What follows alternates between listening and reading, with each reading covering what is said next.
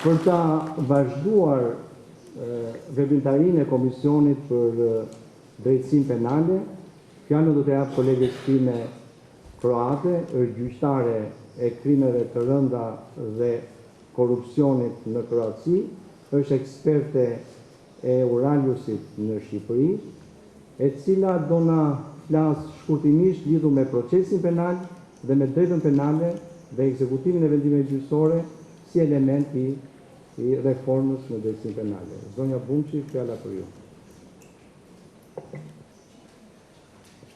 Thank you very much. My name is Korrik. I come from Croatia. I'm working for Euralius, as a professor said. And in Croatia, I'm a judge for so-called USKO cases. Well, to start with, it is important to point out that all of the findings in the analytic document are based on the analysis that have been made in the criminal code, criminal procedure code, as well as on the analysis of the laws that those two codes are in some sense related to. Analyses themselves have been done by the experts that have been working on these findings for the last couple of months. As criminal code and criminal procedure code are somehow overlapping, some of the findings should be analyzed together. Therefore, it is important to emphasize that the criminal procedure code has not been deeply revised since it has been enforced, though the European practice as such has brought new moments to practice in front of the European Court of Human Rights, or through conventions and directives that are brought lately.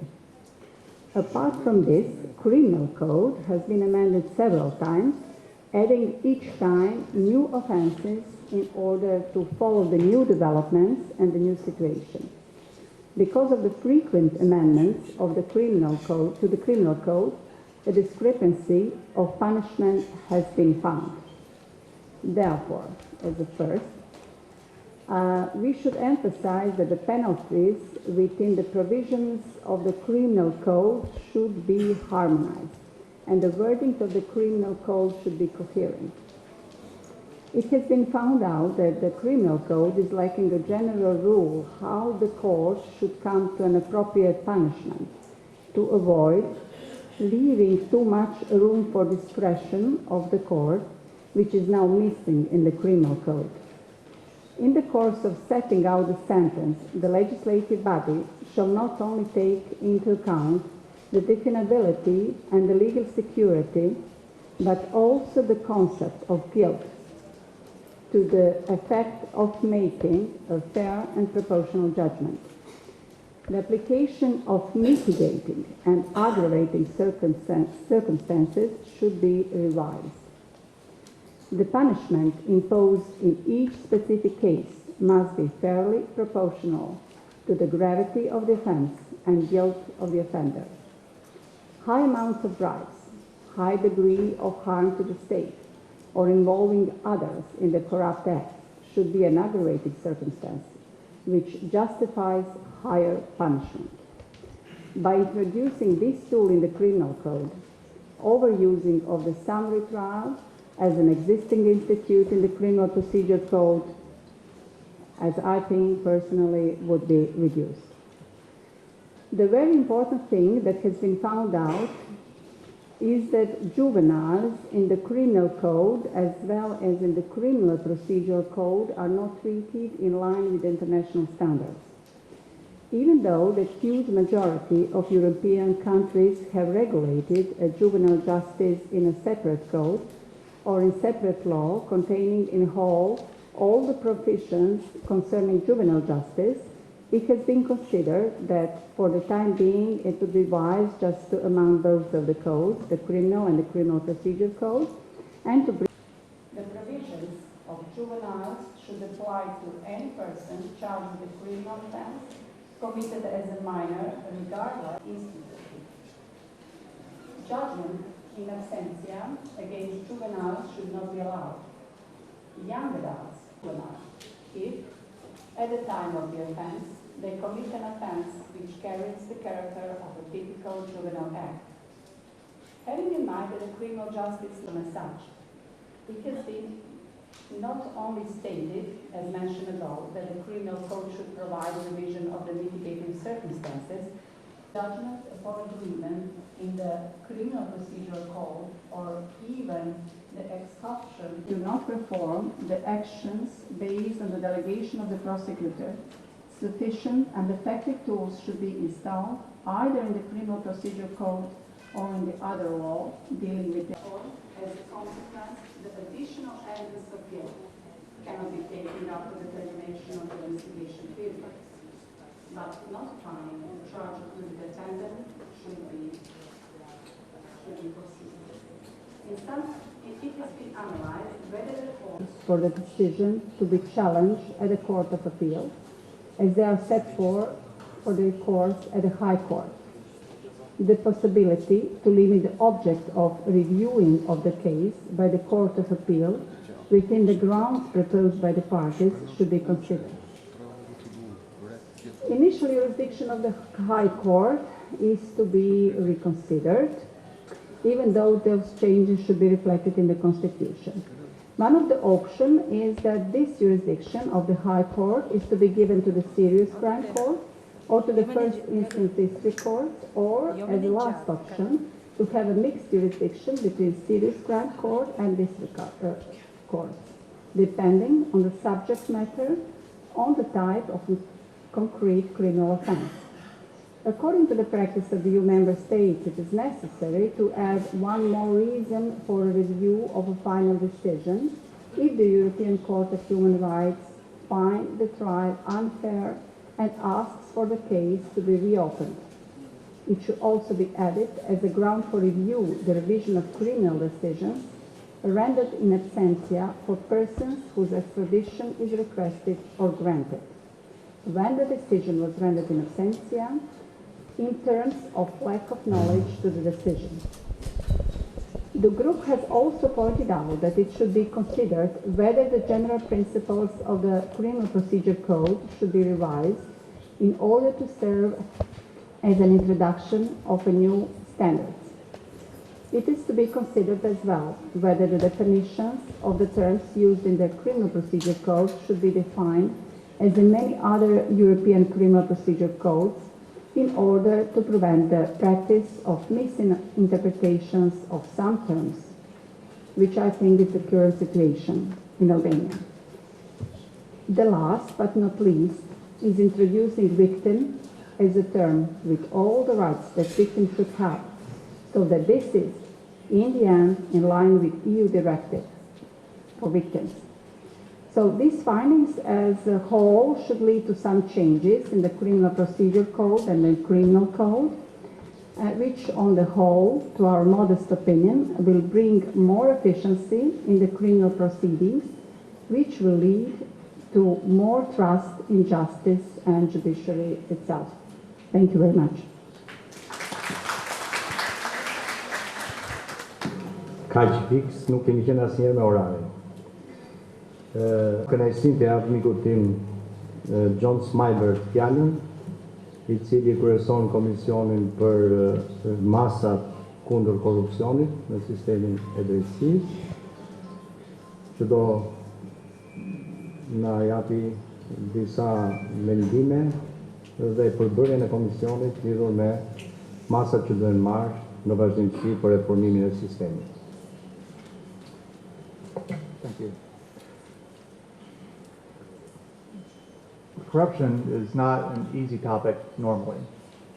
And corruption in the judiciary and the prosecution is even more difficult. Why? It's difficult to understand corruption without the investigations and prosecutions, and a judicial system which is corrupt rarely polices itself. So this posed us a problem as a committee to look at these cases, surveys, statistics, similar issues in similar systems, and take all the other information to paint a picture of the corruption which is in the judicial system here in Albania. First, we had to determine exactly what did we mean by corruption. Not only that the system should be free of the normal briberies and everything else, but inappropriate influences from politicians, businesses, other people.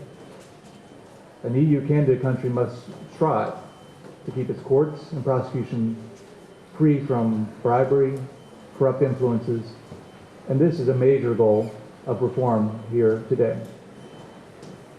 Second, we did describe in the analytical document the kinds of corruption that allegedly occur.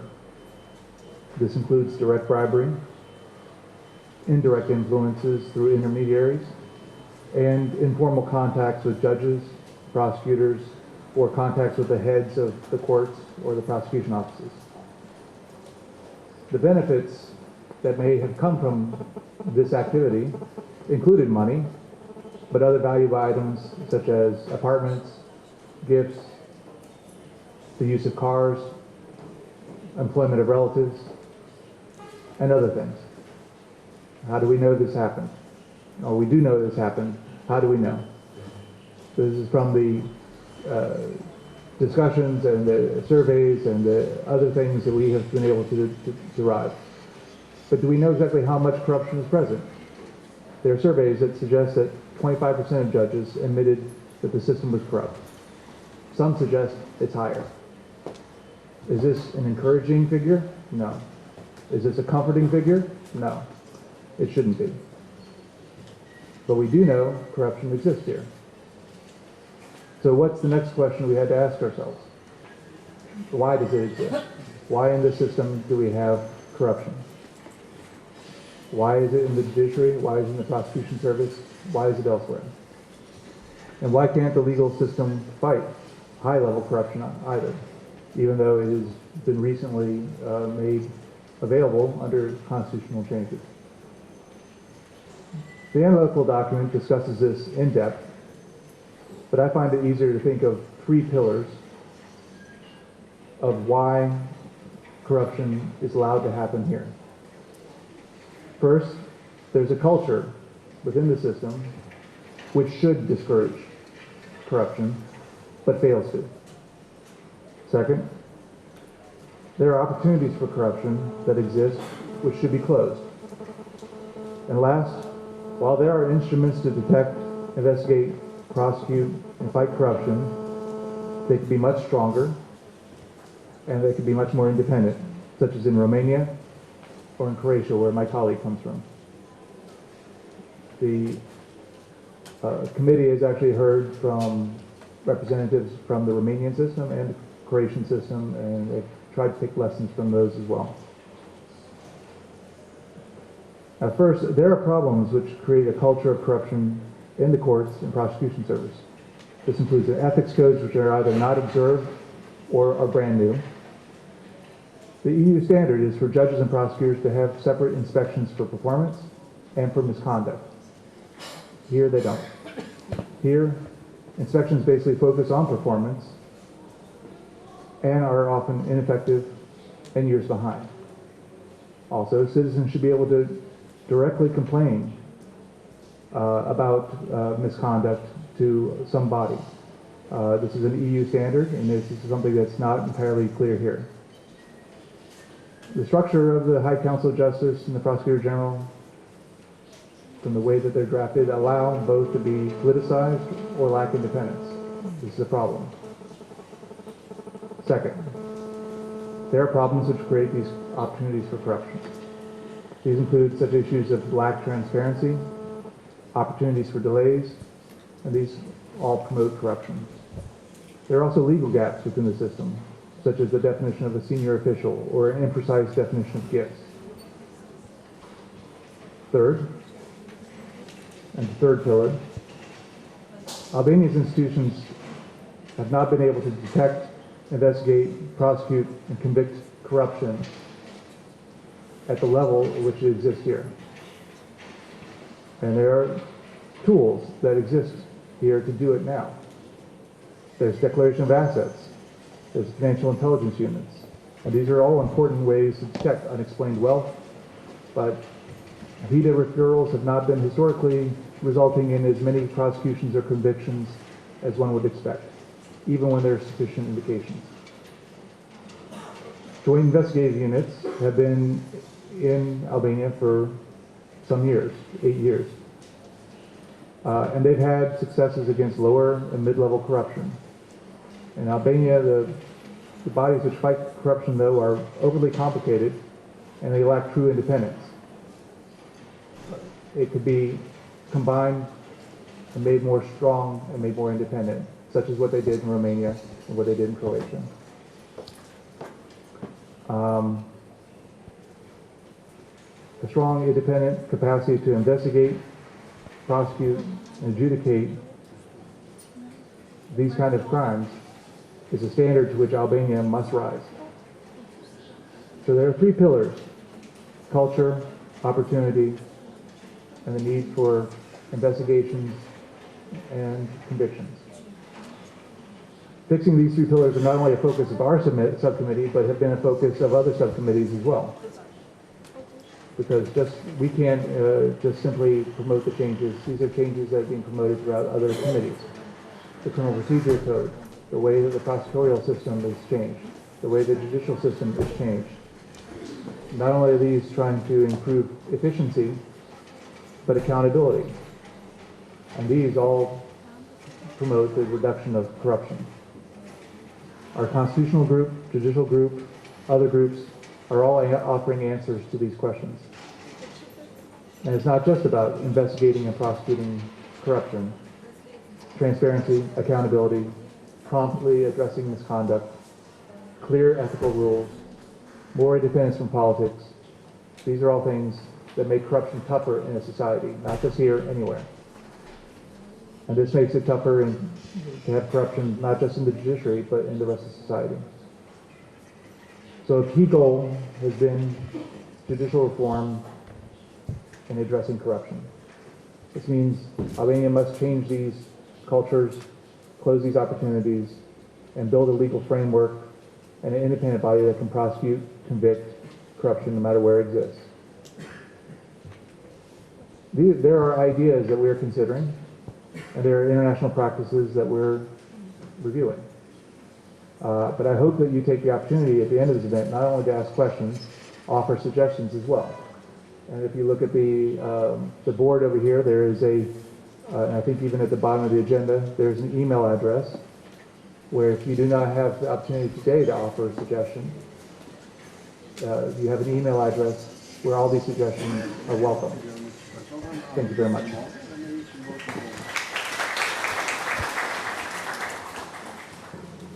Faleminderit John.